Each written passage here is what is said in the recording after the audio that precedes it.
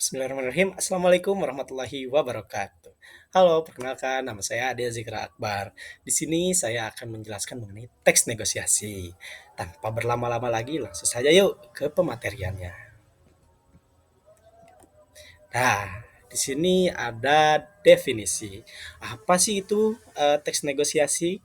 Nah, teks negosiasi adalah bentuk interaksi sosial yang berfungsi untuk mencari penyelesaian bersama di antara pihak-pihak yang memiliki perbedaan kepentingan. Nah, tujuannya untuk mencapai kesepakatan bersama, mengurangi perbedaan dan pertentangan, dan juga untuk mencapai kondisi win-win solution atau saling menguntungkan.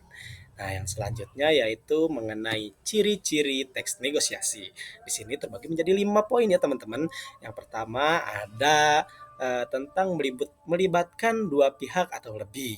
Dan yang kedua adalah berupa dialog, tanya jawab. Nah, biasanya dalam bentuk teks drama atau surat penawaran. Dan yang ketiga yaitu tentang ada perbedaan kepentingan yang ingin diselesaikan. Dan poin yang keempat yaitu tentang adanya proses tawar-menawar. Dan yang terakhir yaitu menghasilkan kesepakatan atau hasil akhir. Seperti itulah. Jadi ciri-ciri pada teks negosiasi itu ada 5 ya teman-teman seperti yang telah saya sampaikan. Dan yang selanjutnya yaitu tentang struktur teks negosiasi. Nah, di sini juga pada struktur teks negosiasi ada 5 poin juga ya teman-teman. Yang pertama ada orientasi, yang kedua ada pengajuan, penawaran, persetujuan, dan penutup. Nah, pada orientasi ini yaitu pembuka atau salam. Nah, biasanya pada tahap awal pembicaraan, sedangkan pengajuan yaitu biasanya pihak pertama menyampaikan keinginan atau maksud yang ingin dinegosiasikan. Dan yang ketiga yaitu penawaran. Nah, yaitu inti dari negosiasi adanya proses tawar-menawar, harga ataupun kondisi. Dan yang keempat yaitu persetujuan atau kesepakatan yang ingin dicapai oleh kedua belah pihak. Nah, biasanya ini tuh sudah mendekati atau akhir pada negosiasi. Dan yang keempat adalah penutup, yaitu salam penutup atau penyelesaian administrasi. Seperti itu. Yang selanjutnya yaitu mengenai kaidah kebahasaan teks negosiasi.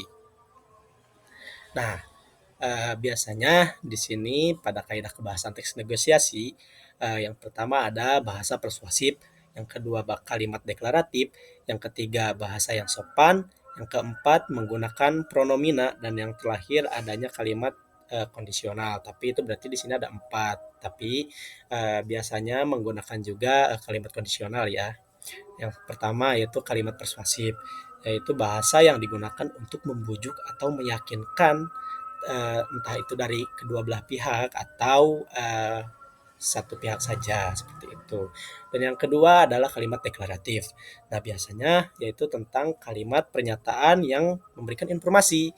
Contohnya seperti barang ini bagus Kak yang baru diambil dari apa namanya? Baru diambil dari bandarnya seperti itu.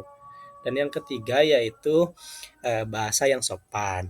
Nah, biasanya dalam teks negosiasi atau kaidah kebahasaan teks negosiasi menggunakan kata-kata yang santun agar lawan bicara merasa dihargai.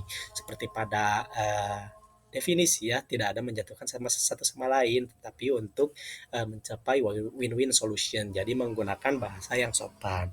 Dan yang selanjutnya menggunakan pronomina, yaitu kata ganti seperti kami, saya, atau Anda. Nah, biasanya pada negosiasi ini tidak banyak menggunakan kata aku, tetapi banyak sekali menggunakan kami, saya, atau Anda, seperti itu. Yang terakhir yaitu kalimat kondisional. Ini tidak terpaku pada kaidah kebahasaan ya teman-teman, tetapi kondisional jika suatu tempat atau keadaan tidak meyakinkan seperti itu. Contohnya di sini, jika harga dikurangi sedikit, saya akan ambil 10 unit. Seperti itu teman-teman. Jadi biasanya pada negosiasi ini tuh eh, biasa ya kali seperti eh, ibu-ibu di pasar pada konvensionalnya ya, kalau teman-teman tahu bahwa kalau semisal harganya dikurangin sedikit, pasti akan diambil oleh ibu tersebut, seperti itu. Next ke, eee materi selanjutnya yaitu tentang strategi negosiasi. Nah, di sini teman-teman barangkali ada yang kurang dalam strategi negosiasi, di sini saya sajikan. Nah, negosiasi ini bukan tentang siapa saja yang menang, tetapi bagaimana kedua belah pihak merasa menang gitu, seperti itu. Jadi tidak ada memenangkan satu pihak saja, tetapi untuk kedua belah pihak. Nah, yang pertama yaitu saling menghargai pendapat, yang kedua tidak menyudutkan salah satu pihak, yang ketiga fokus pada solusi bukan pada permasalahan, dan yang keempat atau terakhir yaitu memberikan alasan yang logis saat mengajukan penawaran. Seperti itu strategi negosiasi. Dan yang selanjutnya yaitu eh, mengenai contoh negosiasi. Nah, di sini ada sedikit percakapan mengenai negosiasi. Nah, di sini pembeli, "Bang, mangga sekilo berapa?" Sedangkan penjual menjawab, 30.000 saja, manis-manis ini. "Eh, boleh kurang nggak?" 20.000 saja ya." "Belum boleh, Bu. Paling pas 25.000 saja." "Oke, kalau begitu saya ambil 2 kilo ya."